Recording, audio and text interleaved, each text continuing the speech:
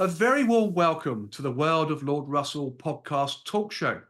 And today's show is Olympic Flame from Olympia. And today's guest is the founder of the Sports Traider charity in the UK and winner of the 2010 BBC Sports Personality of the Year Unsung Hero Award. He was a Royal Navy reservist for 6 years and a National League basket player and coach. He is connected globally with influential individuals, celebrities, and sporting icons. Yes, folks, it gives me great pleasure to welcome on the show Lance Haggith, OBE. Welcome to the show, Lance. Hi, thank you for having me. Oh, it's an absolute pleasure. I mean, doing the research on your life, it's quite inspiring. So this is, looking forward to this show. I really am. It's been full and eventful, I can't deny. It certainly has. It certainly has, reading what I've read. I mean, Lance, you started out in sport as a National League basketball player and, of course, coach. Please tell us more about how you got into basketball. Obviously, you have the height, which is a huge enabler. But where did it all begin? And, of course, who did you play for? Yeah, well, that's easy to answer, and what you find is that you go to a school and the PE teachers have particular preference of sport. My boys went to a school that they particularly like rugby, or they didn't like rugby, so there was always a conflict, and they never did basketball. So in order for them to play basketball, I then went in and did evening classes and coaching for them. My school happened to be my PE teacher happened to be an ex-England basketball player. Wow. Yeah, so you can obviously imagine what happened. And we used to go in at 7 o'clock in the morning before school started. And the difference between success, I think, is putting in the effort. We were keen. We went in the morning, but because we did that, we had set plays, because other schools would probably not have PE teachers with the qualifications or the skill sets or the levels, but we did, and then of course we used to win everything because we had plays, we had reasons, and plus also, not being funny, then when you play about the schools, the referees were teachers and they hadn't got a clue. Yeah, I can imagine. Yeah, but no, it's good fun and enjoyable. But it got you that discipline, and then we literally played, and then entered school with a lot of oxygen and a lot of in our heads and that, and the day, was good. Fantastic. So who did you actually play for? Because you were, a national player. Who did you play for? Yeah. Well, I played basically Watford Rebels, Hemel Royals, and I was training with a few of the older clubs, Ovaltine and that. But in the days when basketball really wasn't on the TV and the big sponsorships, it's more you're playing for fun rather than. So it was at the highest level, and Division 1, which there wasn't a BBL. Obviously, you've got BBL now, which is like the Premier League of basketball. But it was all about participation. And I obviously carried on playing after school. Then at college, then I went to Harrow. I went to first of all I went to St Albans College of Art and Design to do a foundation to find out what I was interested in, and what I found I enjoyed and was good at was fashion. Wow. Which is people can't understand, but yeah. So I entered the competition and won it. So I felt that that's my calling. And I went to Harrow, which is one of the top 4 colleges, universities, polytechnics, whatever, in the country for fashion. There was Harrow, Ravensbourne, Kingston, and St Martin's, and London College was coming through as well in the background. But so it was me, and 75 girls, but Very interesting. absolutely. Yes. And I enjoyed it. I was more interested in the business side of the things. Can't deny, I used to ask the girls to help me with the sewing, but I would help them with the pattern cutting or drawing, because I'd done drawing for years, and life class and that, so it came naturally to me. But sewing, it's a little bit sort of wasn't my thing. But we got through, and and I qualified, and and set up my first business actually in the last year, the final year of Harrow. If you're interested to know a bit more about that, I can tell you why it's what spurred me on to do that. And at the same time, I also set up a basketball club in the in Harrow to keep my hand in basketball. Absolutely right. Fantastic. And there's nothing wrong with fashion, by the way. I do like to wear nice clothes too, so that's great. That's good to have your eye on clothing and Yeah. fashion, isn't it? Really good Well, idea. yeah, I think the thing is that I wanted to stand out because what happens with any university or Mm, college, there's thousands of young people leaving at the same time, and there is only a finite amount of jobs. So I thought, right, how can I make myself different? How can I stand out? And also, companies want experience.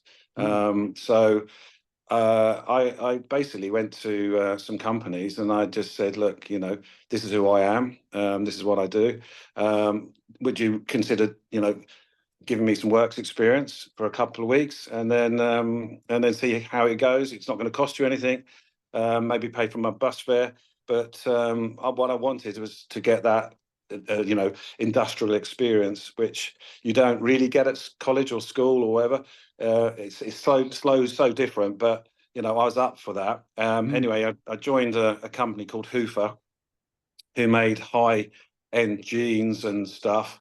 And basically, they uh, they they they said, after 2 weeks, we find what you've done is amazing, and we really Brilliant. like to keep you on. And then they offered to pay me £50 as well, so a week. So I sort of thought, oh well, must be doing something right. And some of my stuff featured in magazines. It featured in things like weigh in at Harrods. People abroad were really interested to know a bit more about what I was doing there. But when I went back for my final year, even the teachers saying, pass on some experience and what you do, which I was more than happy to do.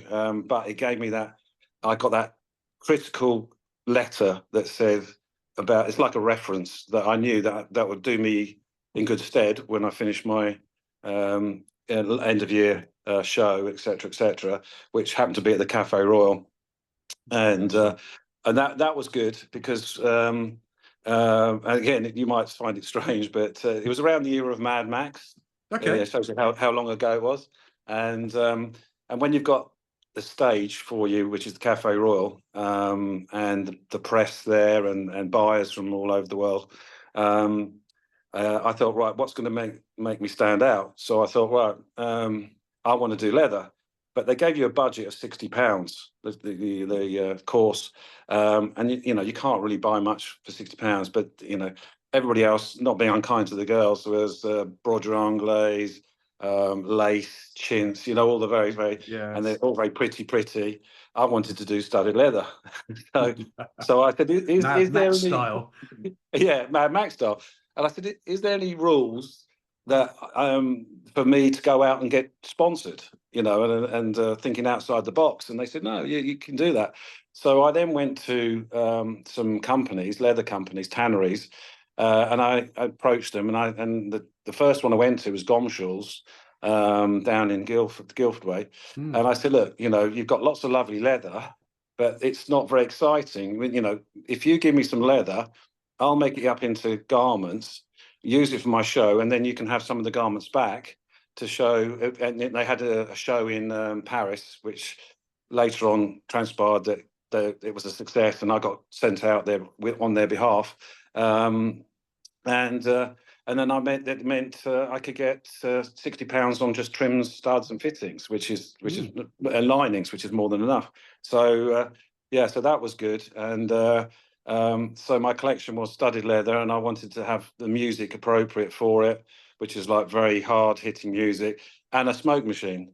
And I thought, well, I need a smoke machine. So in those days, it's a question of hiring this big kettle, basically, and going to the butcher's to get some dry ice, and then adding the two together. And you know, if you ever see the video clip of the show, which I have got, if anybody's interested, just to have a laugh. Well, But, I'm sure it's very interesting. Yes, very it is. interesting indeed. But it got the smoke, the girls coming through, the guys coming through, studded leather, but did the trick because I ended up getting a lot of interest. I was in the press. And then I got companies from America and that saying, you know, what you're doing, can you interested? So I thought, well, you know, I think maybe I'll do it myself, start my own business myself. So I poached one of the seamstresses at the college to come and work for me, and because she was good, Beryl, and then CBS, I don't know if they're still going, the music company CBS said we'd like to you know, you to help us on basically creating a look for up and coming bands, and some of which you would know, and some of which you wouldn't, because like the Roaring Boys didn't make it, but we did their look.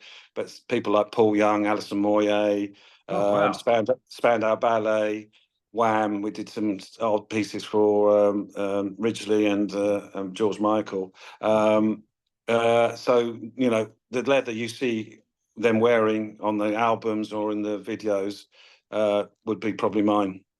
That's interesting. I mean, did you ever meet these famous characters as well? Yeah, they'd come. I was still at home. I was still with my mum and dad. They'd be sitting in the lounge having a cup of tea With because they'd be George coming for. Michael and Andrew Yeah, Ridgeley. yeah. Well, well, I can tell you many a story. Me and Andrew Ridgely at Zenons Brilliant. and Camden Palais, and yeah, on the nights out. But then, yeah. So technically, you know, you know, Alison Moyet in those days was a fuller figure. Let's put it like that. Yes. But fantastic talent, lovely voice, smashed it. And every now and again, she said, "Oh, I need another motorbike jacket, but make it look big because I want it to look like you know, like the girls at school, their boyfriends suddenly get their first moped, they wear their jacket, they roll the sleeves up, that sort of stuff." So that was the look she wanted, and that's what we did. Paul Young. In those days, there were the black 501s just came out, the Levi's. Yes. And he said, "Can I have one in leather, black leather?" Said, "Yeah, no problem." So we made one for him, and then he wanted another one. So we had to send them out when he was on tour to various places. So yeah, it was really really interesting. And Motley Music, who handled a lot of those stars, just kept on saying, "Can you do this one? Can you do this one? Do this one?" So great time. Sounds awesome, doesn't it? Fantastic experience. It really is. Yeah, over and above your sporting credential, of course, which is Yeah, fantastic. yeah, I mean, as a basketball coach, you do have, I believe, over 35 years experience of coaching yeah. youngers from poorer backgrounds. And in 2014, UK sport cut funding for basketball to zero because of the short-term chances of Team GB winning a European, World or Olympic medal. And Crazy. it's slim, it's awful, isn't it? And a young Oh, player named Connor Washington, I love this story, by the way, Lance, yes, named yeah. Connor Washington stated, "Basketball saved my life, a prime example of why UK sport should see and fund basketball as a national sport. The Yeah, Leicester Riders point guard is a prime example of how success in sport should not be judged on medals alone." I mean, Lance, you took Connor Washington under your wing and helped him yeah, achieve his dreams. Connor went yeah, on to win the BBL Cup, Championship and playoff and yeah, represented Team GB at under 20 level. I mean, this alone makes you a very special man, Lance, doesn't it? yeah. Well, he's a special person, and over the years had a few. But Connor was someone that it was a friend of. Well, he was in basically in my club, and his mum passed away unexpectedly on Mother's Sad. Day. It's Oh very dear. sad. Very sad. So he was losing his way. He was getting with the wrong company, and yet he's very talented. I saw the potential in him, and Mm. also he became friends with my eldest, and they had a real synergy. And when on the court, they were unstoppable. It was absolutely amazing to watch them. And when I did later on basketball events like Hoops Aid, there's clips of the two of them, and they just know where the other person is, and blind passing and all that sort of stuff.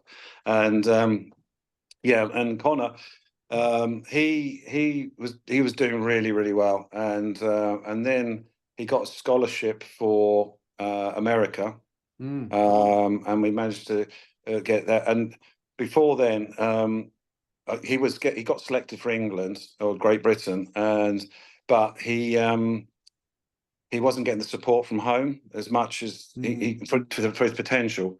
So I ended up taking him to Stansted Airport to get a flight to Denmark and various things. And then I said, "You're all right to get home?" "Yeah, no problem." And then I get a call at 2 o'clock in the morning. He's in Stansted.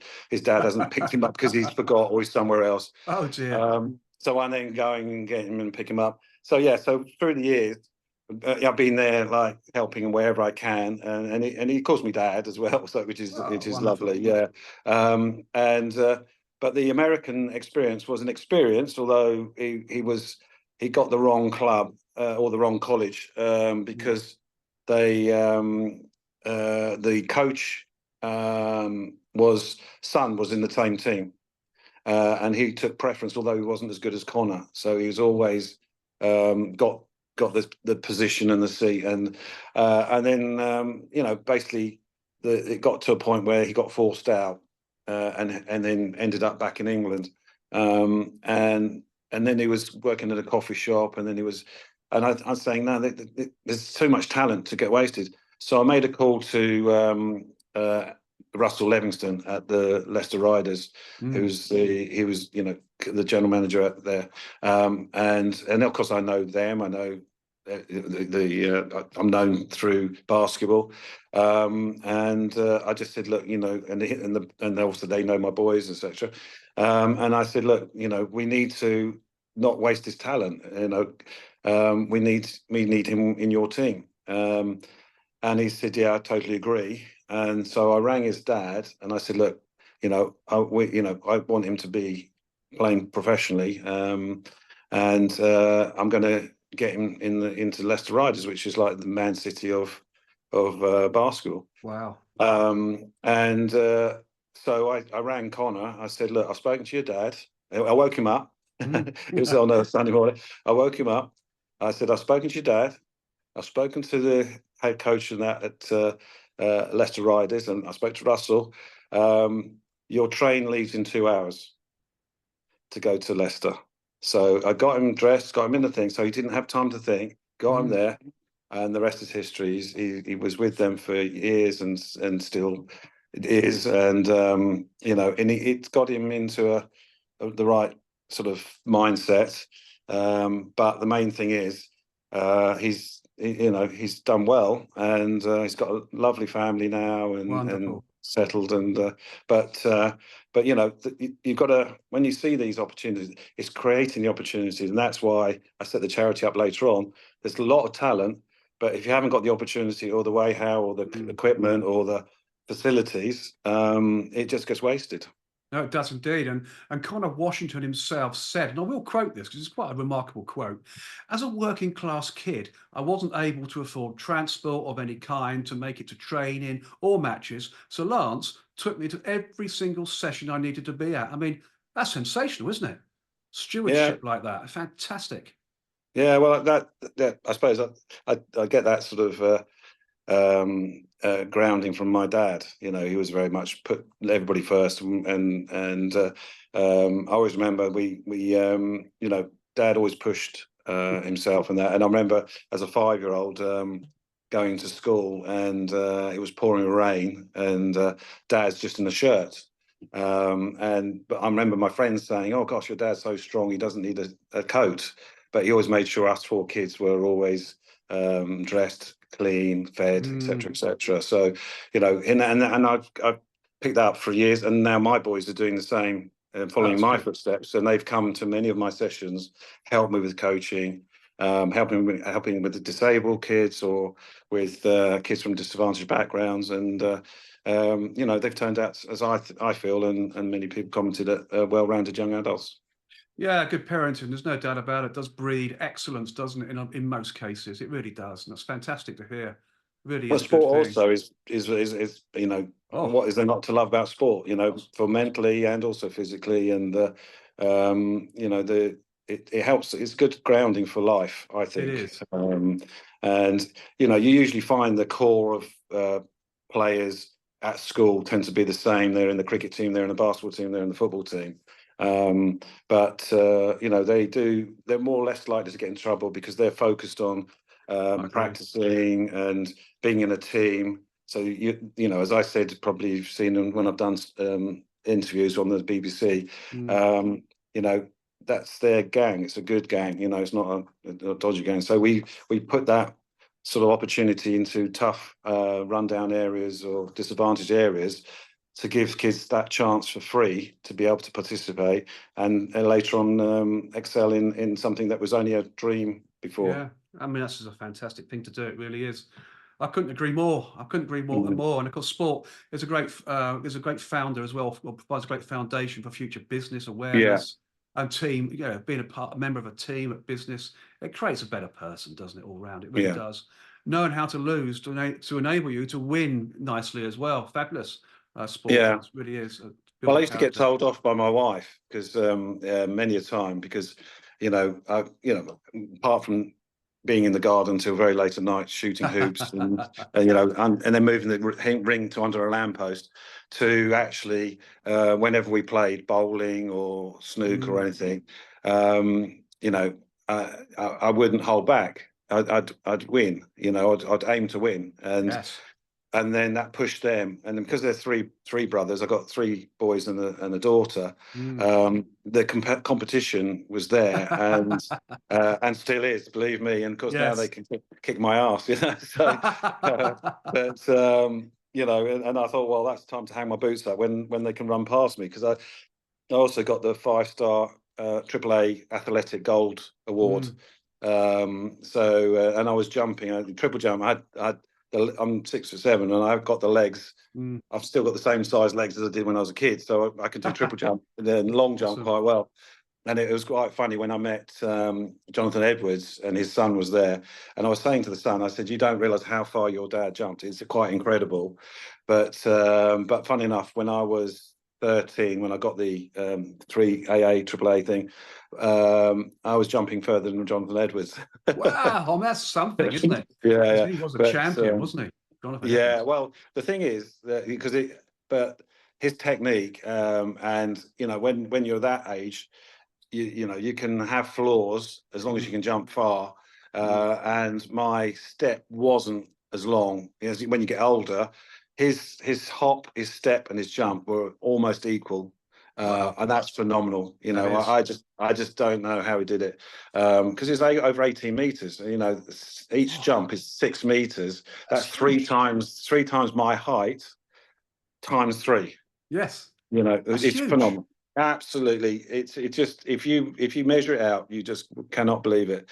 But what I did find also, and my dad was saying, be careful because you're taking such an impact on your knees, you're going to damage your knees. And then I sort of steered away from athletics and went into basketball because I could slam dunk at school, and focused on that. And my boys, the same sort of thing. They were all very good at sport, very good. I even had teachers, which just shows you. My youngest, he was good at all the sports, and he was at the infants shooting in 10-foot hoops, so proper size hoops, and being consistently good.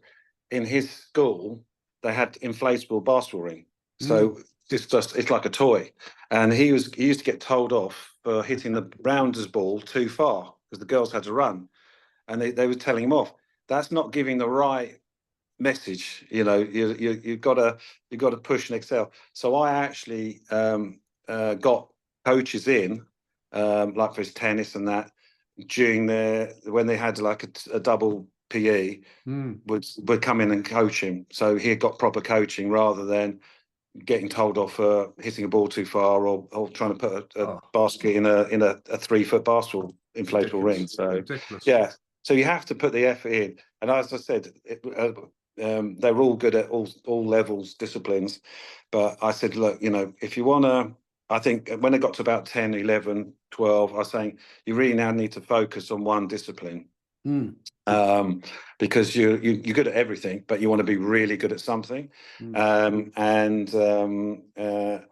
said, I can help you with basketball. Like Ellis, he was county champion at tennis. He also scored 40-odd goals in the Vauxhall League football. in the season. But he was National League playing basketball with the MK Lions. And so I said, basketball is I can help you with. I can't help you with tennis. I can't help you much. I did do football, and I did help coaching 5-year-olds and that. But I said, you want to be really excel at that one sport. So he accepted basketball, much to the annoyance of his mum, because she likes tennis, and she had visions of her going to Wimbledon to watch him.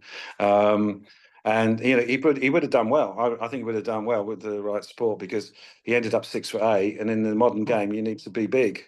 Yes. You need to be tall, big levers and arms. And so, he really did excel. And also when he was 14, he was being trained. He got into the England regional, and he was being coached by the top England coach for the seniors. And they had all these shot programs, and 3-point line.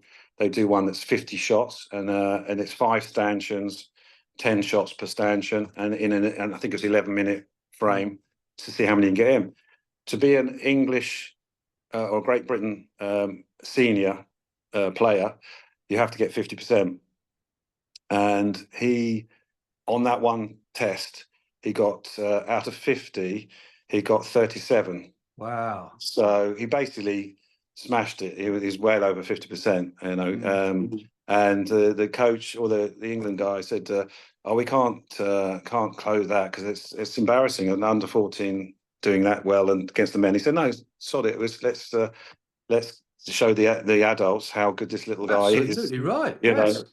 So he did really well. He was known as the Hitman because he could hit threes. They could all do, because we used to go in the gym, because when I was at the coaching at the school, the same school actually that Paula Radcliffe went to.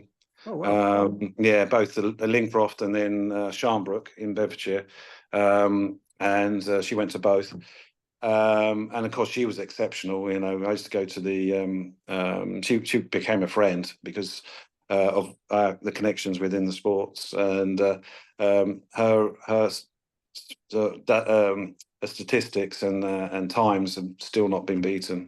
So she was exceptional in those days as well. So, but the thing is, we used to go, because I had the facility of the free use of the gym in both the schools. So in the lower school, and also or the middle school in Bedfordshire, and the upper school, we used to go in regularly, me and the 3 boys, and we do 1,000-shot programs. So basically just pick a shot and do 1,000 of them, and then so the muscle memory and all that sort of stuff. So and I've seen that the boys chuck up balls from all over the court, and I remember when Ellis played against Wales, and there was about less than a second to go, and it was the halfway court. So I'm going to him, I said, "It's a catch and chuck. So he's facing this way. I said, as soon as you receive it, you've got to chuck it." And he got it, chucked it. So the buzzer goes when it's in the air, and it went straight in nothing but net. Wow. And that's a blind shot. That's a blind. It's turning and chuck. So, I love that term, chuck. You've got to chuck it. Wonderful. Yeah. Probably not the right term. But still, it's what it is, isn't it? A fantastic shot, obviously. I mean, you're also the founder of the Sports Traider charity here in the UK. I mean, this does sound like a fabulous charity, and one that I'm sure you'd like to talk about here as well, Lance, bringing the Sports Traider charity and awareness to the ears of the show's audience. Why not? For sure. It's something I set up 15 years ago. All my kids, all my boys ended up playing for, let's say, BBL teams. And so they have their own coaching system, and so I'm made redundant to some extent, although I used to do some coaching privately. So they actually were off my hands, for want of a better word, and so playing professionally. So what I thought, well, they've had the opportunity, they've had the benefit of support from a parent or guardian. I want to give the same to young people that don't quite get that opportunity. So we set up a club at the local youth club to start with young carers. I did it with my wife, and she was doing beauty, cooking, and that for these young carers. And these are kids that sometimes are so tied in with looking after maybe a mother that's blind. They're doing washing, cooking. Probably some of them are only 8 or 9 years old, and then they're falling behind on school. They're tired, haven't done their homework, so they've been missed out. I know through the years it's got better, and they're being recognised, and there's a lot more support nowadays. But in those days there was nothing. So these kids could come to us for a couple of hours, a couple of nights a week, and just be kids. And it was chaos. It was as noisy as you can imagine. The kids running around screaming, and so I did the sport. So I would do cricket, quick cricket, basketball, football, whatever. But what I noticed was these children coming who were probably the family on benefits, Yes. they didn't have training shoes, they just had school shoes. So I'm thinking there must be a way we can collect in unwanted children's wear and sportswear and redistribute it. So extending the life of a product, number one, but giving a child a chance, because there's nothing wrong with them. And I don't, if you've got children yourself, you know how quickly they grow out of things. It can be 3 months. So that was the sort of the idea, and then it got typified by a young boy coming to the club in November. It was pouring rain, cold, and he arrived wet with a t-shirt on. So I asked the question. I said, "Where's your coat?" And he said, "We can't afford one, coach." Oh dear. So I suddenly thought, right, this needs to be addressed. This really needs to be addressed. And there's a lost property box in the corner full of stuff. And I spoke to the club, and they said, "Oh, it's been there for years. And at the end of the time, we just chuck it. We just throw it away." So there was a coat in there, a Nike coat, and I said, "Can I have that one to give to this young lad?" And they said, "Yeah, of course. It's been there. No one's claimed it." So giving him that coat was that eureka moment, because his face said it all. And I've got pictures of kids who have nothing receiving old stock, even brand new old stock. We've got an amazing picture not that long ago of a lad we gave a brand new pair of Nike football boots to, who had nothing. His mum was upset because she got no birthday present for him. There's been abuse in the family and that. And this face, the smile on his face when he's opened the box, that I often send that to people because they've allowed me to do that. They've given me permission to do that, just to show, well, you're having a bad day, have a look at this, and that's what it's about. So that idea was just to get in all this unwanted stuff, give these opportunities. And we had one great example was we had 2 brothers going to football every other week because they were sharing one pair of boots, and one of the brothers have to put newspaper in to make it fit. So we just give them a free pair, and they both can go at the same time. Wonderful. What a great story. And of course, you've opened up quite a few of these shops now around the UK, haven't you? Sports Trader charity shops. Yeah, we're national. Yes. We're going through a bit of it's funny enough, today is like we're now, we've done well at sport. Don't get me wrong. It's been our main focus. And what we found, and a few years ago, particularly during COVID, that we're doing good. We've got such successes. We've saved a lot of lives and saved a lot of kids. Some have now got one world champion. We've got one in the Premier League. We've got kids that are representing GB. We actually had a cycle team, a junior cycle team under 15, national. We got up against big, work clubs and WD-40, Sky. They had all the big fancy workshop trucks and the sponsorships and all that. We were the first charity club, racing club. So we were Sports Trader Racing to represent young people in this national event. And so we had to beg, steal, borrow. We had Shimano gears, we had Continental tires, we had frames, from Trek, or all the stuff came together, all the pieces. We had someone that sponsored us for the clothing. We had a gazebo, and we had mums and dads with people carriers, and that's what we did. What we did have is we had kids with hearts, opportunities that they would not have, and we won. We were national champions. We beat all these other clubs. Fantastic. What happened was they nicked all our riders. Well, they would do. That was the obvious thing that's going to happen, I guess. But which is fine. And I now get, these young boys are now, early 20s, representing Great Britain, and they say, "Oh, I've just did this in the Olympics, and then in Italy we've done the tour or whatever." And it's great to hear, and they still keep in touch and can't thank me enough for that opportunity. So and then on the other scale, we've helped thousands of kids to swim. So I see that as a life skill, and it should be. In my days, it was mandatory learning to swim. I remember getting my 25 yards to swimming certificate. Just shows you how old I am. And nowadays, it's not compulsory. I think that should be on the curriculum. I think first aid should be on the curriculum, plus a few other things. So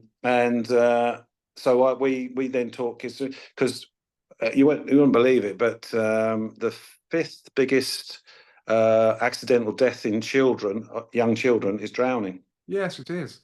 Yeah. And to have that 25-yard mandatory swimming certificate, I do remember it too. So it shows my age a bit too, Lance, to be honest. And everybody at the school used to have to do it, and some children obviously really struggled because they just couldn't do it, but they were forced, pushed along. Yeah, 100%. And that was fantastic. Really. Yeah, and I think because I work. One of my best brand companies that support us is Pentland. I've worked with Pentland for years in different ways, with Stephen Rubin previously, but with Andy Rubin in the last 15 years. He supported the charity right from day one, giving us old stock and that. But obviously they own some big brands. They own the Mitre, Berghaus, Kickers, Speedo, obviously,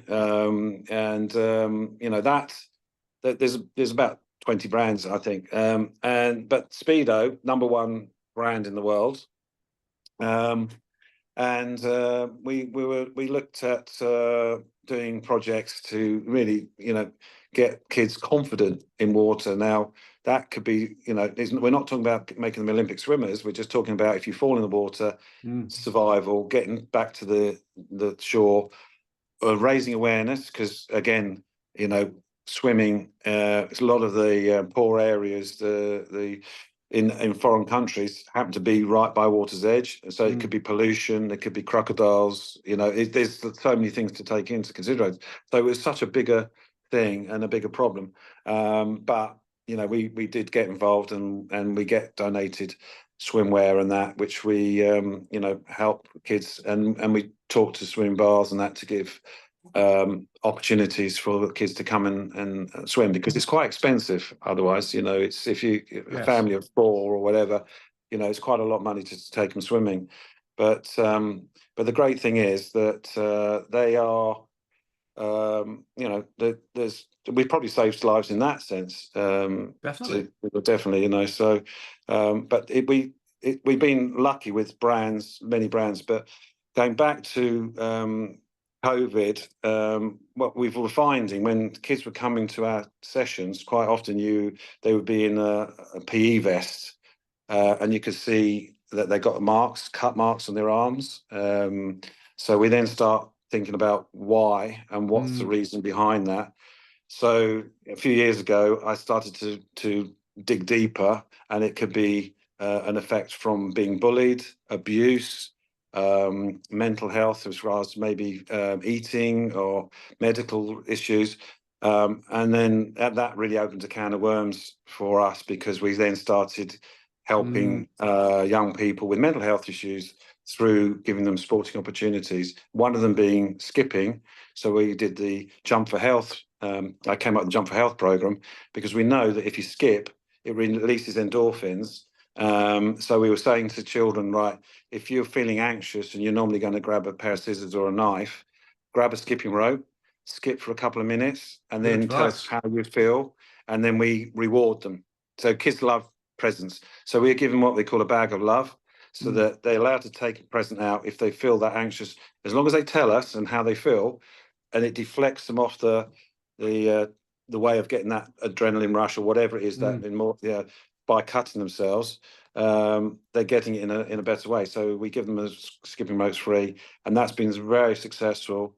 And that's one of the projects that I'm expanding. And Guinness Book of Records are wanting us to do a big world record. So that's to watch this space. Yeah, keep that going. Yeah, Fantastic. so that's basically sport. We've done really well. We've excelled. We're really good at. What we found is that there's some children that don't like sport. So we've now, and there's a big change, and you'll see Sports Trader being all like parked.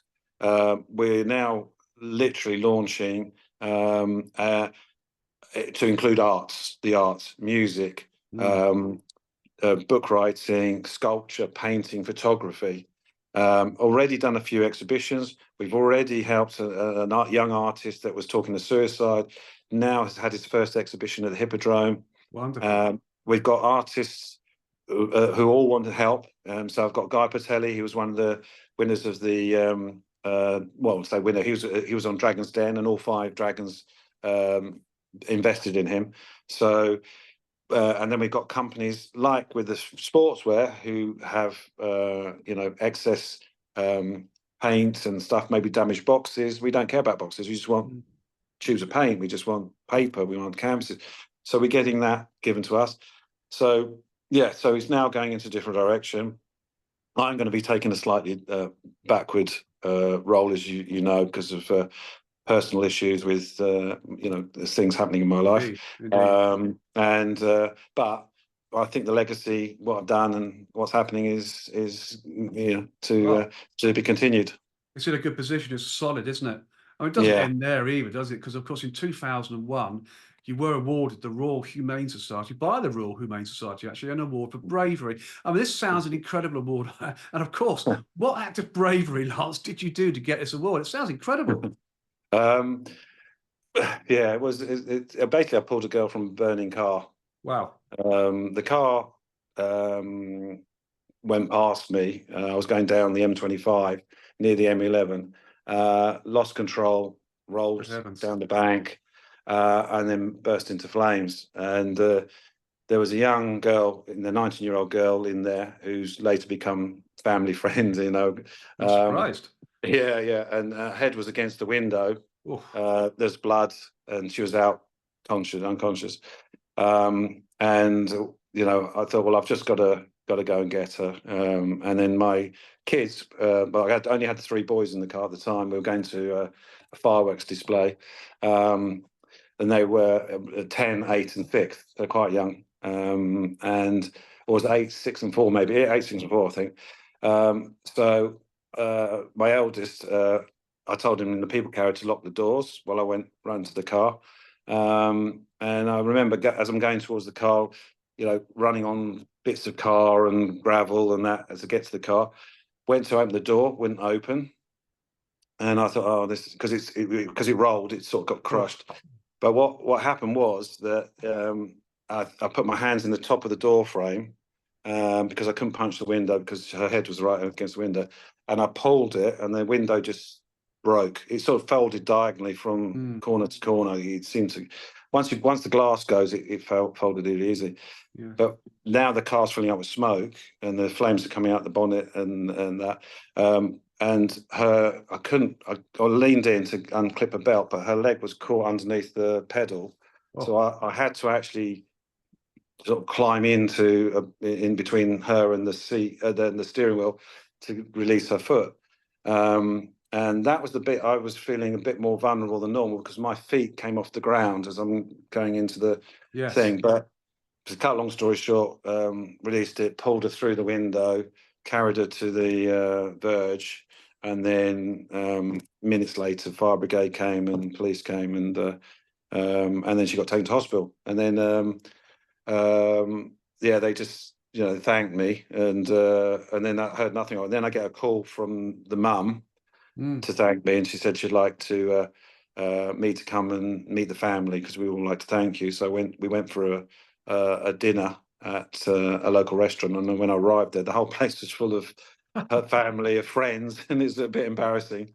But you know, she had broken I think collarbone and got a fracture on the head and that, but you know, healed properly, and so the story ended well, and every 3rd of November every year I get a message from her thanking me. And then when she got married, I was invited to a wedding. Oh, wonderful. Her 2 kids came up to me once and said, "Thank you for saving Mummy's life." You know, it's nice, and you know. But my wife killed me. She actually said, "What the hell are you doing? You could have been killed. You know, your kids could have seen you get blown up."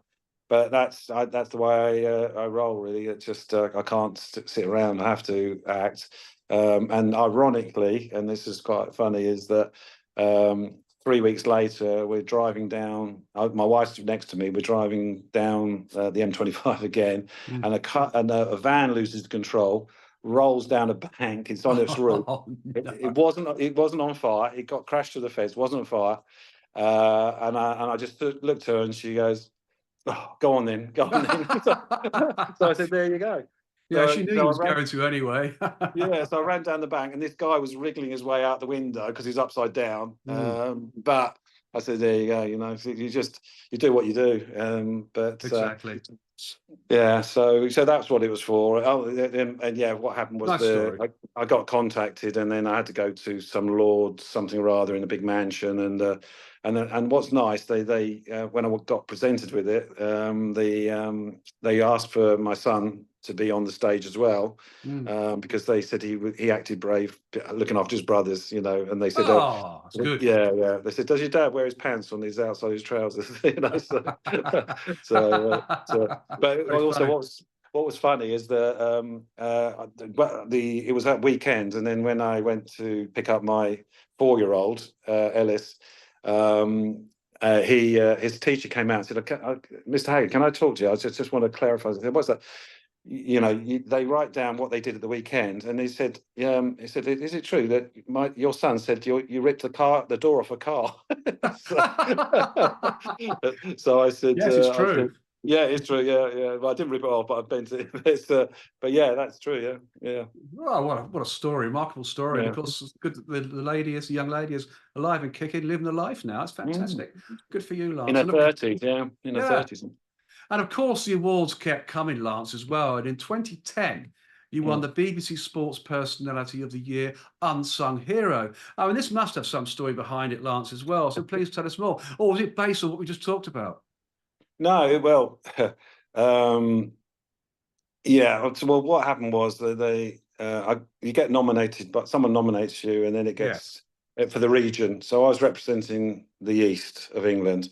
There's 16 regions, BBC regions around the country and Ireland, and yeah. So I remember it was all a big surprise because they come in and it's on YouTube, and that they come in and surprise you and say, "Oh, by the way, congratulations, you are the BBC East, Look East sports personality, so unsung hero." And congratulations, you're now going through to the final, which that year was the NEC. And I thought, okay, that's great. Thank you very much. Nice But surprise. Almost a bit like yeah, Eamon Andrews. And this is your life. yeah, Going yeah. back in Well, the day. I wasn't expecting anything, and I certainly wasn't doing it for that. But I thought, well, okay, I've not been to the show, and it'd be quite Mm. nice. And the NEC was huge. It was like 15,000 people in there. Um, so yeah, what happened was you get invited, and it was on a weekend where the snow was really deep. So most people stayed in, and it was difficult to get there. So, but we got there, and we got greeted by Peter Shilton in a hotel. Mm. All the contenders, and there was one couple missing. and it's the couple from Ireland who did boxing, who had a boxing club. But they kept going on about these Irish husband and wife, and then this year they're allowing a couple as well for the sports personality. So they kept on mentioning it, and then Peter would say, "Right, everybody, you got to think of a speech because it could be you, one of the 16."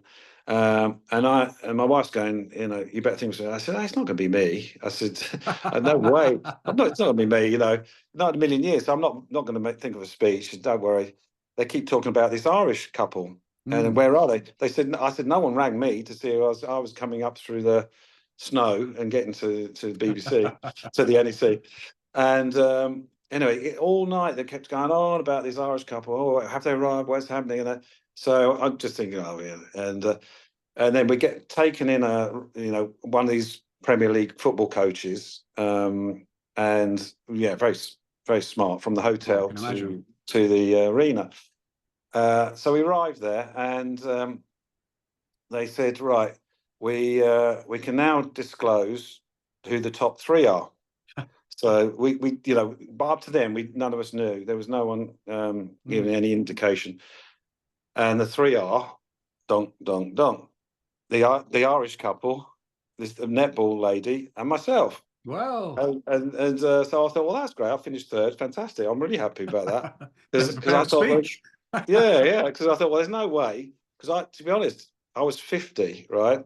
And I thought I was too young, because I thought the unsung hero, you had to be 120, and be, mowing the grass on a football pitch or for 100 years. I just thought it can't. Yeah, although I've been coaching for 40 years, 30 years in that time, at that period, since I was 19. I hadn't ever imagined. So now my wife was going, you have to sort of just in case, think of a speech. So no, it's not me. It's definitely not me.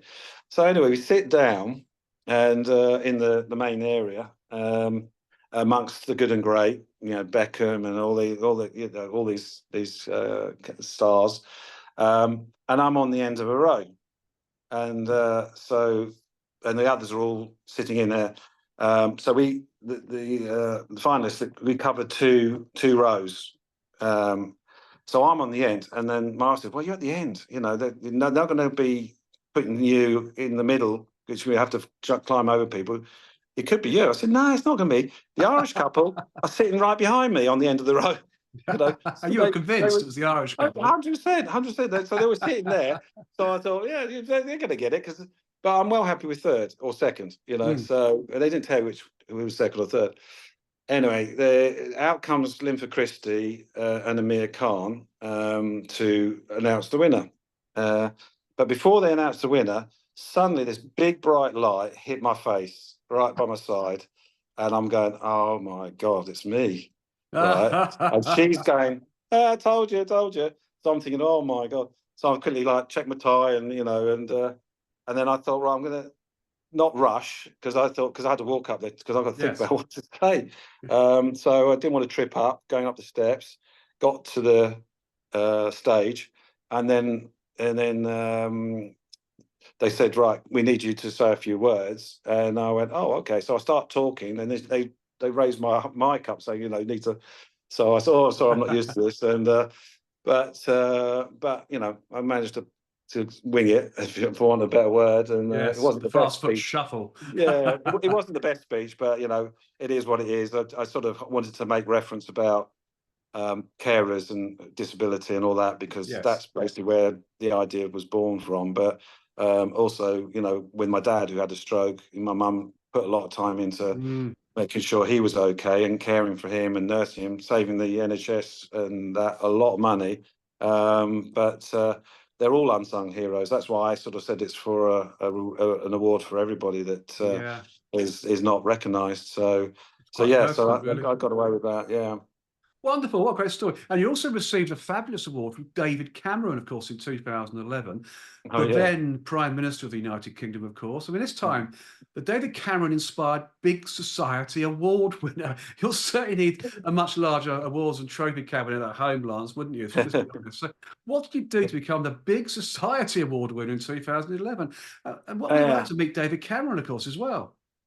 Yeah, it was good. I must admit, he was really nice. Came across really well, and it was to do with his awards was making a difference in communities, Yes, and that's technically what I was doing, is making a difference in communities. you certainly were. So yeah, so we got, what was nice, we got to get to number 10 Downing Street, got the like royal treatment, and have a sneaky look at the cabinet office, Mm. all that sort of stuff. And it was around Christmas time, which so there was a big, well, it was all festively, the big tree outside with the decorations and that. So yeah, it was an experience, and one I won't forget. As I say, we were really well treated and greeted, and he knew all about what I'd done, which was nice, because. He must see loads of people, but he actually homed in Exactly. on what we did. Yeah. I mean, the last time I went to number 10 Downing Street happened to be at Christmas as well. So I always remember the big Christmas tree outside. And of course, as Yeah. I entered, I saw straight away in the corner of my eye to the right-hand side, the watchman's chair. Straight away, I'm straight at it to sit in it. And the doorman was going Yeah. absolutely I crazy. bet. Yeah. Yeah. Yeah, Did but I you have did to put it. your? Did you have to? What was funny? Do you know you had to put your phones in the Yes, I had to do support the that. pigeonholes? But I had an iPad. Oh, well, They that wouldn't didn't. fit, would it? No, but they didn't take it off me, so I could Oh, take bizarre. pictures on my iPad. Oh, So, that's brilliant. yeah, yeah, brilliant. I did wind the doorman up a bit more. Before I put my camera or my phone into the little pigeonhole, I did say Mm, to one of my colleagues, "Hey, look, take my camera. Can you take a picture of me in the watchman's chair?" This mm, guy went absolutely ballistic. It's brilliant. Huge, yeah. huge, huge fun. It really was. But Oh yeah, yeah. No, it's as good. Yeah, and I think that sort of thing is nice that they, those sort of recognition are made, because definitely. so many people doing some fantastic stuff, and I meet more and more, and real unsung heroes, Mm. that've got nothing but making that difference. It's just incredible. Definitely. I mean, also in 2012, you were an Olympic torchbearer at the London Olympics. What a great Olympics that Mm. was, actually. I do remember it Oh, very well. amazing. And Oh, just to phenomenal. give, oh, it was, and just to give the audience some context here, the Olympic torch relay is the ceremonial relaying of the Olympic flame from Olympia in Greece to the Yeah. site of the Olympic Games. It was invented basically by the Nazis, crikey, and was first performed at the 1936 Summer Olympics in Berlin as a way for Hitler to spread Nazi influence over other countries. Incredible, isn't it? And to I didn't know highlight that. the Aryan connections of Germany to Greece. And that's what it's all about. It's fascinating. I did my research on all of that. Really quite a good Yeah. story. It has Mm. taken place prior to every Olympic Games since. So a real honour to be an Olympic torchbearer, Lance, isn't it? Do you know what? It's one of those things that is surreal. It really was, and I was pleased to be nominated, and Mm, we're talking that quite a few people around the country. Was it? But for some reason, people think there was only one torch. A lot of people thought there's just one torch getting handed around. Obviously, we all ended up with the torch if we wanted to buy it. I think it was mm, about 60 quid, yes. and a nice thing. And you had like a sort of a section of where you run. The Well, ironic what thing what leg is, did you run then? What leg in the country did you do? right? Well, I did the suits were like big white, and I'm 6 or 7. I look like an ice cream salesman or whatever. It looked. I stood out, Brilliant. but Yes. and I thought, and I'm born and bred Watford, so of course my team's Watford, Mm. and the leg they gave me was Luton. Oh, Yeah, your worst yeah. nightmare. Yeah, so Yes, I was just Watford. hoping no one knew I was a Watford supporter running down amongst all these Lutonians, and in a massive Target white white suit. Yes. Um, so I actually had the leg between Stockingstone, I think it's Stockingstone, Stockwood Park, Yes. running down the hill. So technically, I wasn't the first leg; I was the second leg. This poor young lad who was about 11, he had the first leg, and there was no one from the roundabout to the Stockwood Park start. There's no one standing along the edge there. They're all round where I'm standing. Oh, wow. Hundreds and hundreds of people. Absolutely ridiculous. The So lonely runner on his own. yeah, he was. So and then of course he then had to go on the coach. The mum couldn't go. So I sort of like chaperoned him a bit. So just Mm. say, don't worry, I'll keep an eye on him. And but sort of semi entertaining the crowd, because by now you get kicked off your coach, and this coach drops off people along the way. So what happens is another big coach, big double decker with press and photographers and all that, is following the runner. So he's coming towards me, and I'm there, and then his torch lights my torch, and then I Yes. go, and he gets onto the double decker. So it's like double deck at the front, double deck at the back. So I'm legging down, running down the hill. Everybody's waving, cheering, clapping. It's a phenomenal sight. And this, Oh, bear I in can mind, this imagine. is the day it was the Wimbledon final and the British Grand Prix. So people, even though those two big events were on, they were out in numbers. And as soon as you do your bit, they extinguish your thing, take out the gas canister, and then it's yours.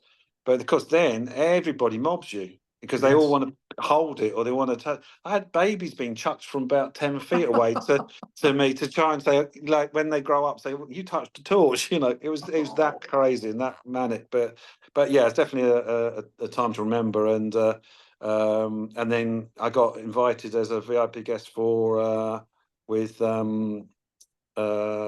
Nick Clay, who was it Nick Clay? Who was the Deputy Prime Minister, or he was they had a collab, didn't they? Yeah, it Nick was, wasn't Clegg. it? Nick Clegg. Yes. That's it, Nick Clegg. So that was quite fun because then we met at Guildhall, and we all got to the Olympics, and we all got lunch boxes, which were like very flash. They were a Yes. lunch box and a half, I tell you. And got on this coach, and then we had a police escort. We were going through traffic lights. Felt a bit like a pop star. It was just like he had helicopters above, straight to the back entrance of the thing, and I think Cameron was in a car in the front, but yeah, we were in his guest as a part of that, so that was good. Wonderful. Oh, that's perfect, isn't it? And of course, it just carries on, your life with the walls. Because in 2017, the University of Bedfordshire bestowed upon you an honorary Doctor of Science. It's Dr. Yeah, Lance now, of course, for outstanding service to sport, which I yeah, understand was primarily presented to you for your work as founder of Sports Traider, of course, the charity we've already talked about, to offering youngsters kit and support they need to yeah, fulfill their sporting potential. But another fantastic moment in your life, Lance, isn't it? Dr. yeah. Lance. Yeah. That's good and bad, I suppose, because they do, when I go to do things, they do put doctor in front, and it Mm. does it to the bemusement of people. I'm not a doctor, so but yeah, and it was it was I was really appreciate the award. Got Of dinner and course. that, but they take it really seriously. And again, I ended up in Luton. I don't know why I keep getting up in Luton. It's like a big mansion house, beautiful, Yes. stately home. But you get dressed. You have two people dressing you, Wow. and Royalty. yeah, literally they were like making sure that it was a certain height and this and this and then this wrap and this robe and this hat, and it was like, yeah, it's just it was like precise, and then I had to do a speech, and then receive the award. Yeah, That's incredible. I mean, you've also been the founder of many other profit and non-profit organisations. I mean, this list is impressive, such as Lance of London, BCP, Sports Trader Charity, of which we've already talked about, Hoops Aid, Sports Poundland, Bounce Back, Golf Aid Designer, and Golf Aid, and designer of the Cowpole Sachet and Pack Buster, which sounds incredible. Plus yeah, Boxing Aid and Puck Aid. I mean, many interesting organisations, Lance. yeah. But please enlighten us. I mean, how did the inspiration to design the Cowpole Sachet and Pack Buster come about? Yeah, well, 'Cause that's incredible, isn't it? fun enough. Uh, I love designing. I love Mm, inventing, and I've had some good ideas. And my dad was the same. He was known for doing the joke on a stick, by the Nestle ice cream stick. So you have the joke, and then the answers underneath the ice cream. And then before he died, he got a VIP tour of the factories and stuff. I remember taking him around in his wheelchair. But I've always, I suppose, been interested in what he did, and I did the same thing. And I come up with some ideas, mm. and some big successful. The Calpol sachet was very successful, but they ripped me off. And that's the negative, because Yes. you know, and I have a frustration with big companies that, you know, why rip someone off? You know, it's a good idea. Surely you want to reward them, because Yes. you're going to make, because they made loads of money. They made, it was one of their what they call the hot spots. Really. It exactly what, you know, why I invented it, or why I came up with it, is because Mm. the Calpol previously was in a glass bottle with a child-friendly lid, Mm. but because it's sticky solution, my eldest, who was a baby at the time, managed to open it and drink half the content of the Oh thing. dear. So I thought that's dangerous. The doctor said he'll just be sleepy, don't worry about it. But I thought, you know, it's impractical, because we've had one that broke in a suitcase, so you get all the sticky stuff all over the place. So I Yes. thought there must be a way we just do a single dose portion in a sachet that you can put in your wallet, you can put in your handbag, in your car, but also because it's of a lower amount of content, it can be sold over the counter, not behind the counter. Mm. So it can be in petrol stations, airports, and stuff like that. Exactly what happened.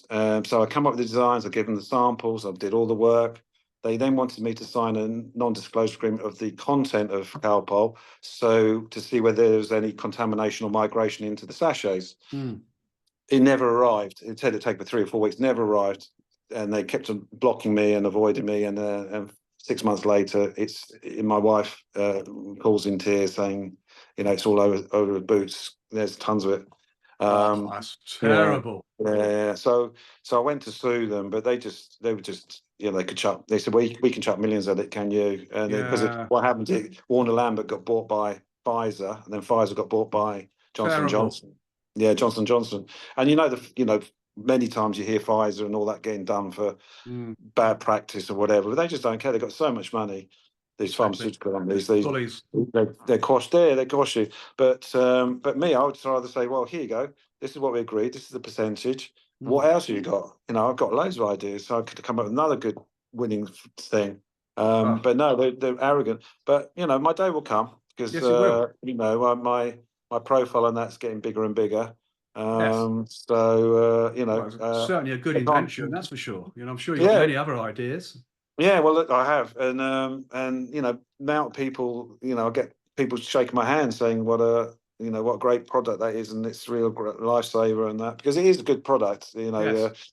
You know, it's a sort of like a kid can be really ill 1 minute, give them a sachet, and then they're Yeah. live and kicking. And basically, I wanted a sachet because at night time, you know, you put a dose on the spoon, give them to the child, then you put the spoon down, a sticky Mm. spoon on the bedside cabinet, whereas this you squirt in the child's mouth and throw away.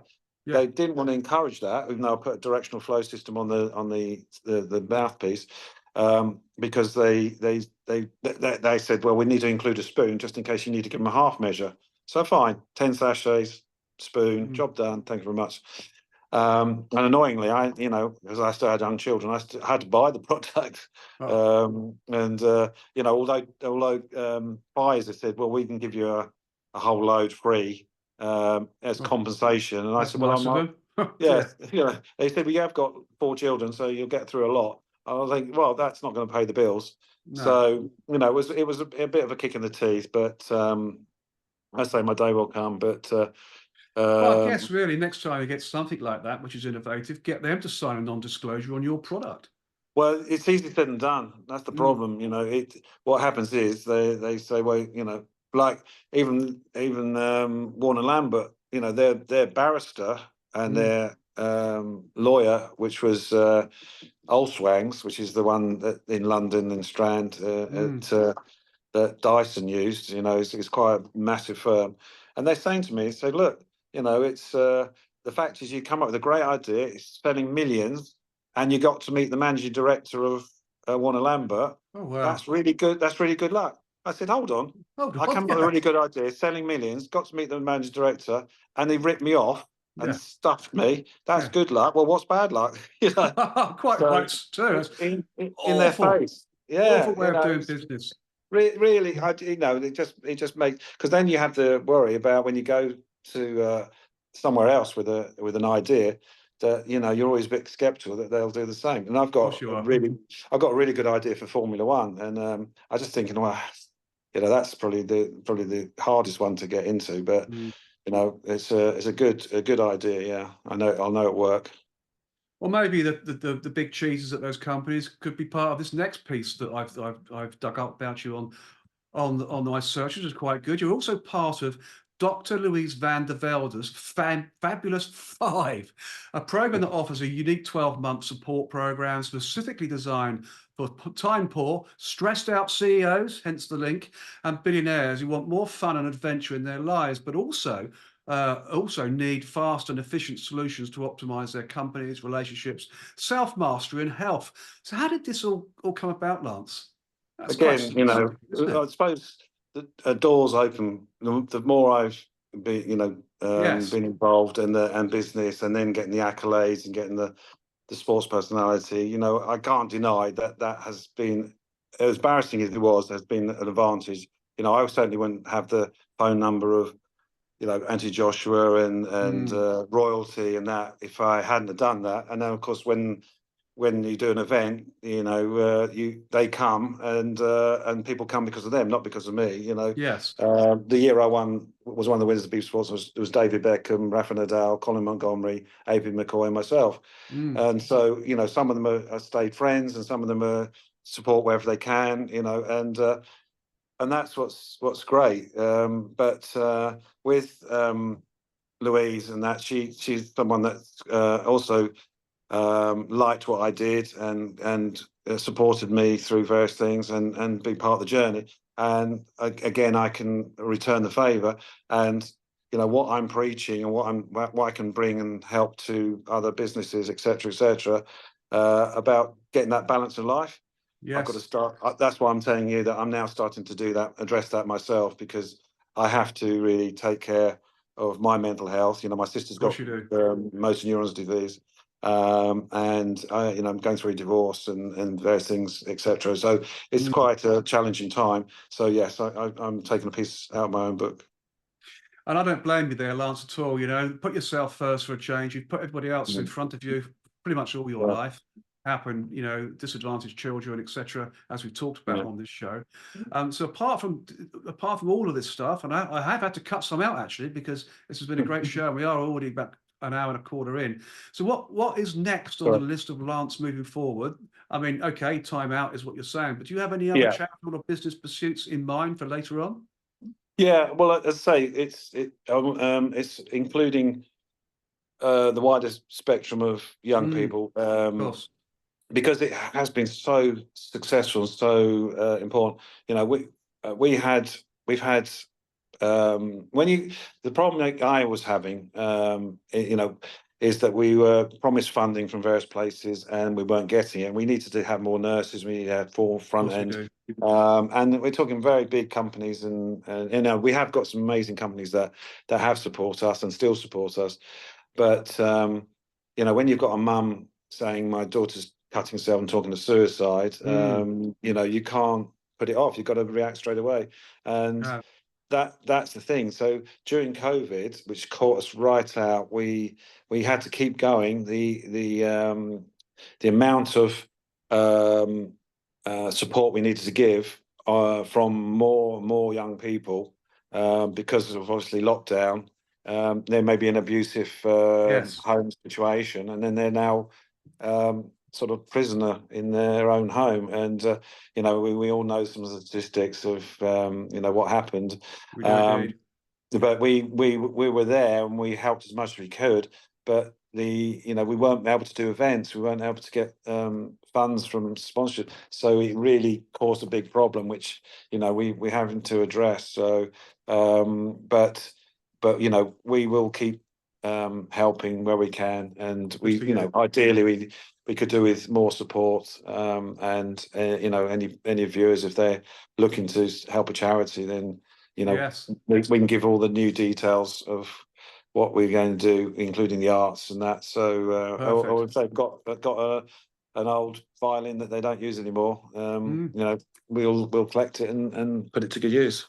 I don't blame you as well, and I think we're now what, an hour and 15 in, so that's a quick, very quick hour and 15, isn't it? It's just disappeared. Yeah, It really I'm has. surprised. Yeah, Well, yeah, I'm going to wrap yeah. up now, I think, Lance, just to cut it Mm. down, and of course, do you mind staying on for 5 minutes at the end? Literally, I've got something to offer you as far as charity is concerned, raising money. So I'd like to talk to you Okay. about it. Yeah. It's a good opportunity. Thank So, you. as always, on the World of Lord Russell podcast talk show, we could talk forever, Lance, about your life. And as I said earlier, I have actually had to cut out quite a bit of this script. It was an amazing show. It's been a Yeah, huge. the OBE never got mentioned. No, exactly. Yeah, and that was in there, and it was just. Yeah, So yeah. yeah, OBE was offered, Yeah, well, wasn't provided. was quite interested about that. I was with Mike Tyndall and Zara. I'll keep it brief, but Yes. the Queen gave it. I feel honoured because it was the last batch that she gave, which is a Oh, birthday and bless. a royal jubilee years, and then she passed away, bless her. So Yes. I didn't know who was going to give it to me, but I was with Mike Tyndall and Zara Phillips one weekend, and that was about 4 or 5 days before I was actually going to get it. And Zara said to me, "Wouldn't it be funny if Mum gives you your award?" And of course you don't know who it is because security reasons. I rock up, get treated really well, and guess who's there? It's Princess Anne, and she actually said straight away. She said, "Oh, when was it you got your sports personality?" She said, "I remember that." And I said, "It was 2010, Mum." And but I said, "I also remember your one." I think it was the 70s, wasn't it? And it was like, I think, black and white. And Yes. she was laughing away. I said, "Also, I was with your daughter last week, and she was asking about, would it be funny if Mum gets it?" She was laughing her head off. Very natural person, but really good, really hardworking royal. And she Yes. knew everything about me. No piece of paper. She just said, "Right, what you're doing is great. Keep going. Da da da. If I can help in any way." Tremendous. And finished on a good day. So sorry about that, but I just thought that No, don't finished on apologise. a high note. That had to Yeah. be talked about. It's a great little story too. It's a fantastic. It's been a great show, and it's been a huge pleasure as always. And as always, the pleasure is all mine, Lance, and of course the show's audience when this podcast is released on the World of Lord Russell podcast show later on today. So thank you, Lance. Ladies and gentlemen, I'll give you Lance Haggith, OBE. Fantastic. What a great story that was. The Thank you. next episode on the World of Lord Russell podcast talk show is the football family, where my special guests will be Alan Hudson. Of course, he was on my show in May last year, but it'll be Alan Hudson and Anthony Hudson, who form part of the true football family, where other members, including Alan Hudson Jr., Alan's son, are also energised by the magic that football provides as a global sport.